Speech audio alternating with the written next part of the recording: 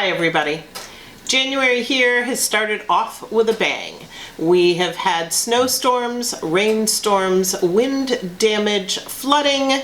We've had broken tractors, our pantry challenge and our no spend challenge. So I think it's time for me to get Steve to come have a seat with me so that we can get caught up.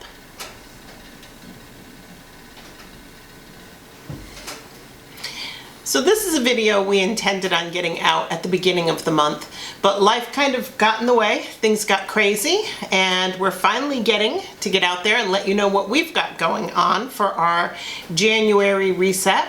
And I figured this was a great time for Steve and I to be able to have a chat, let you know what we've got planned for this month and maybe coming forward in the new year, and get kind of caught up.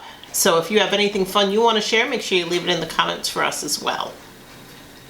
So to start with, January for us is when we do every year our no spend and our pantry challenge. And this year has been no different. We started our no spend and our pantry challenge at the beginning of January, and that's been going along well. We've had fun being creative with the items that we have in our pantry. It gave us an opportunity to do a pantry inventory and actually a complete reorg in our pantry, deciding what should be in long-term storage, what should be in our everyday pantry, and kind of go through and make some decisions on what we need to do in the coming year based on what we still have in our pantry. And what we use, or either we use our oldest stock first, just so we can cycle through old to new. And at the end of the challenge, I don't even know why we call it a challenge. It's more like a early spring cleaning for our pantry. It gives us a chance to see where we're falling short, and that really helps us plan our garden. We do our garden planning usually in February and March, and we'll know what we need to grow more of based on what we don't have as much of in the pantry, and we'll also know what we don't need to bother growing because we have a surplus of it in our pantry. And our no spend challenge is a great time for us to do a financial review as well. It gives us time to look at where our money went last year, where we want our money to go this year, what we may need to change, and what we've been doing that has gone really well. So for us, the new year isn't a time for us to set New Year's resolutions, but it is a time for us to review our goals, set new goals, and recreate our dream board that we use. One of the things that we talk about a lot when we do classes with people is about being more self-reliant and prepared, and storm preparedness is something that we promote whether any time of year. So whether you're dealing with a threat of earthquakes or tornadoes or hurricanes or flooding, it doesn't matter what it is, our big thing is you should be prepared for it. And this year we had some challenges relating to that ourselves. So the first thing we had this year, our temperatures were a little bit warmer and we had a lot of rain. And if you've seen the news for New England, you saw that there was a lot of flooding in New England end of December, beginning of January. And it did impact our area as well. Yeah, two bad things that can come from flooding, aside from dams breaking and rivers overrunning, are if the ground isn't frozen, a lot of rain can soften the ground and you end up with a lot of trees coming down. If the ground is frozen, which it was in our case, the water doesn't have a chance to really penetrate into the ground, so you end up with a lot of surface water. So 4 inches of rain turns into lakes and ponds in people's backyards. It adds up very quickly, especially around the house. Most houses have a curtain drain that takes all the water that comes off your roof, gets it into a drain and moves it away from your house, but those curtain drains are below the frost line. So when you have a sheet of ice on the ground, all that rain coming off the roof really doesn't have anywhere to go other than just either sit there or seep into the house. And there were a lot of houses with water damage this year. Yep, we had friends who had businesses that got flooded out. For us, we had some water problems, but we had to think why. We've never really had a lot of water problems in the past, even when we had heavy rain.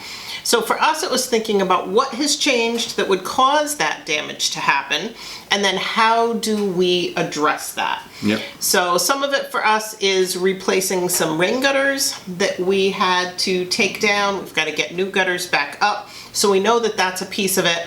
But we also had a storage building that had been put into place this past summer, and we needed to get that moved further away from the house because all the water that was hitting on the roof was draining right against the foundation. Yeah, it's a 10 by 10 generator shack. That's where we have our generator, and we keep all of our extra supplies of gasoline for the generator and for the yard tools and for the tractor and even for the cars in case we need to fill up a car because we didn't make it to the gas station.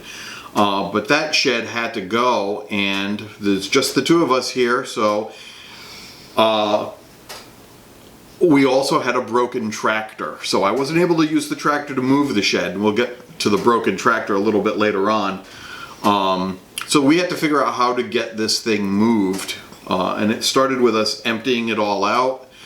And once it was empty, we ended up just using a hand truck to lift a corner of it. We got it up on 4-inch PVC pipe, and like the Egyptians built the pyramids, we shoved that thing to its new home in the backyard, and we just kept moving the pipes from the back to the front and wheeled it to where we needed it to go.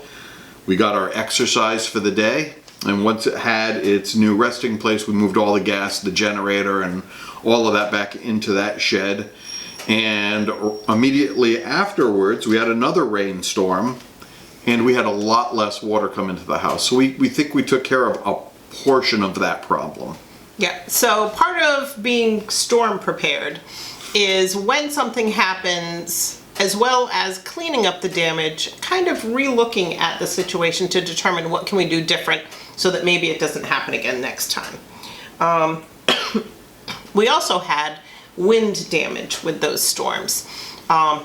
We had some trees that came down because the ground was soft. Then with all the rain, then the wind knocked some trees down, but none of them were near the house, so thank goodness that was fine. And we also look at that as just free firewood. Yep. When trees come down, we know what we get to cut up and split and stack for in the spring, and that'll go towards next year's firewood. Or the year after.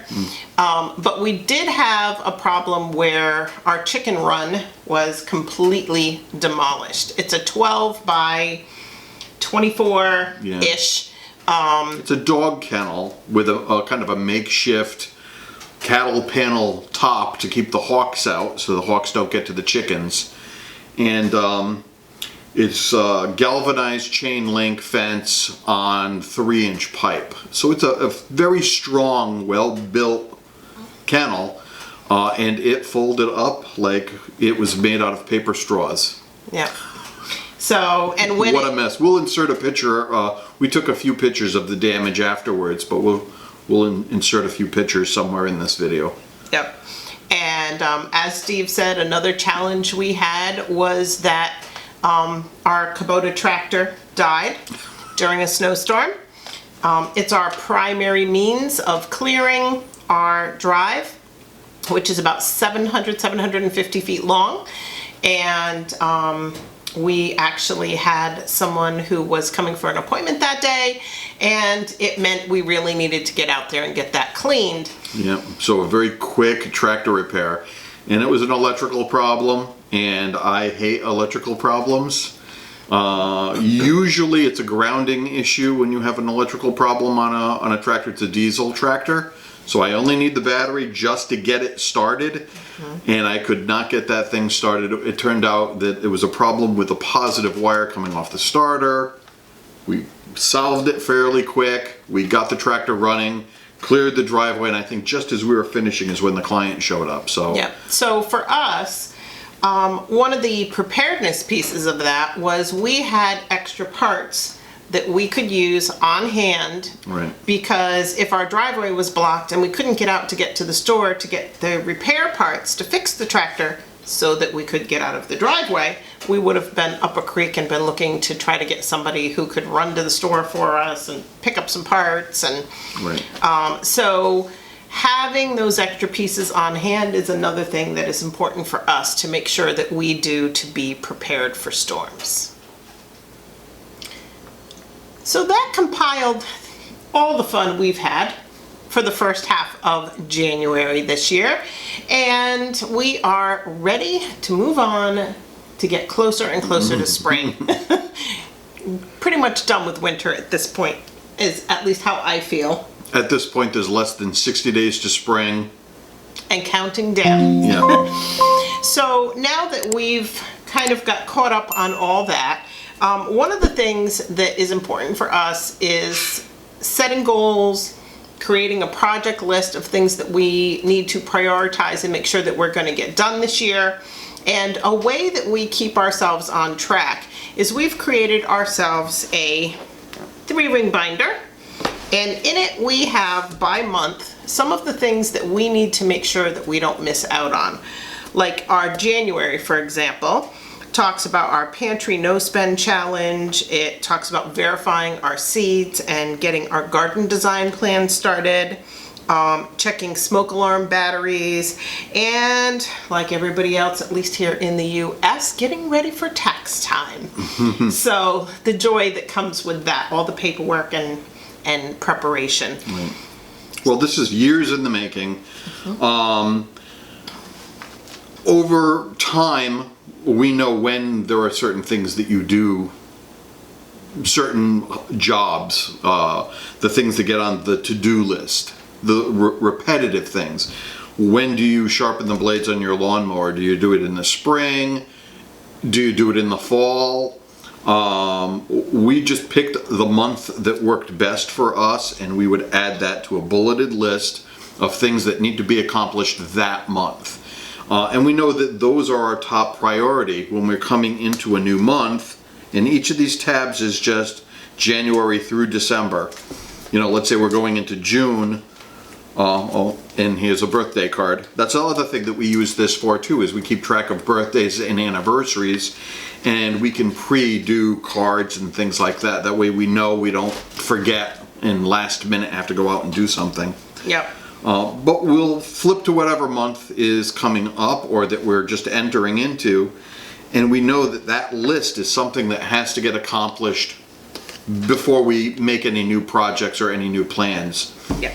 Like, for example, the month of May, we have all our maintenance schedules listed for our tractors, for our vehicles, for our generators, turning on our outside water faucets that were turned off. And on the reverse of that, in November, we have just the opposite. We have our turning off our outside faucets, covering any air conditioners, or covering our greenhouse. Changing the water filter for the well. Yep, and just the different things that we know that we need to do to make sure we don't accidentally forget. Because if we forget to turn the outside water off and we get a heavy, hard freeze, we could end up with a broken pipe or faucet with water damage, and nobody wants to deal with that. We've dealt with it in the past. Yep. Never want to deal with it again, so it went in the book.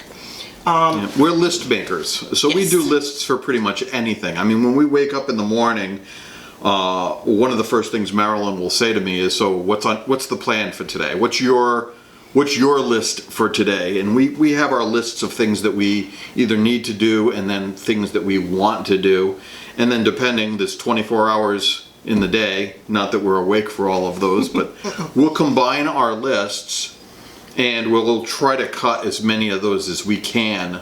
And that's pretty much the way we live our lives anyway. So having this book really makes it a lot easier to see what needs to be done for a month. And it's less overwhelming, at least for us. When I know I go to November here and it looks like there's 10 things that need to be done. And when you look at it that way, it's really not that bad.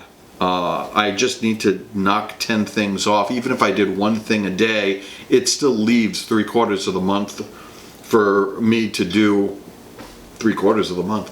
A third of the month is done on the list, and the rest of the time is mine from my personal list, whether it's need tos or want tos, things that we're doing for videos, different projects and stuff like that, and giving classes. And we also run a business too, so we don't have a lot of free time. So having this on a cut list makes it a lot easier. Yeah, and that's something that we don't do this as our full-time job. We have full-time jobs. So with that in mind, for us, this is a way of life. It is what we do. It's how we live, and that's kind of how our channel got its Keeping It Real. This is really how we live and what we do in our life. So we'll continue to share more of that as time goes on. I think for us, the big thing this year was when we looked at our dream board or vision board, for anybody who has ever made one of those, we were able to take everything we put on last January, minus one thing, off the board and start from scratch. And for us, that basically is like, for some people, it's goal setting. What are your goals to get done for the year? And it's something, because we are list makers and we're very visual, that we can look at every day, and it helps us to reset, redefine our goals, and maybe pick one thing to get us closer to reaching those every day. Setting realistic goals and then maintaining your focus. And that's really what this list is all about. It's like a shopping list that you create a week in advance. And then you look at it every day and you say, do I really need this? Do I really need this? And you can cut that list back a bit, but you may find that there's something that you forgot to put on that list. If you can really define that list, and like I said, it's taken us a few years to really get this down. I know that if I do everything on this page, I'm good for the month. And it's a peace of mind. We talk about prepping or self-reliance or whatever it is that you want to call it. All that is insurance. Setting yourself up with some insurance so that if something were to happen or something were to come up, you know you're covered. And it can be something as big as if we lived in the Ukraine, all of a sudden war came to town, being prepared for something like that. Where we live, maybe it's a rainstorm, a snowstorm, or maybe somebody loses a job or just gets sick. Having something prepared is insurance. And this book keeps all of the jobs that we need to do very, like I was saying, very concise and easy to follow. We can get these completed and know that if something were to happen, if I were to break a leg, there's not a stack of things that Marilyn has to run around and do to kind of get the house prepared and to keep everyone sane, because there's only a handful of things that really need to get done for that month. Yep. So for us, our focus at this point is moving forward with our pantry challenge, moving forward with our no spend challenge. February is not that far off now, so we're gonna see. Officially, our no spend challenge normally ends at the end of January. We may kind of do a modification and do a semi no spend for the month of February and see where that goes. We'll keep you informed of that. We've done 2 months. I think a previous year we did 3 months. Yep. But we don't want to challenge ourselves to the point of using up all of our resources and making life difficult. The idea really isn't to see how far we can go. For us, it's more of rotating through old stock. Yep. And it gives us a chance to get rid of the old from our pantry, but it also gives us a chance to kind of save up some money for this year's upcoming projects. If we went and just kept spending money through January and February, we might not have enough to complete some of the bigger things that we have planned. Yeah. So a couple months of savings is actually quite a bit of money. Think about how much money you spend in a week if you go out for coffee, or if you go out for drinks, or if you go out to dinner or go to a movie.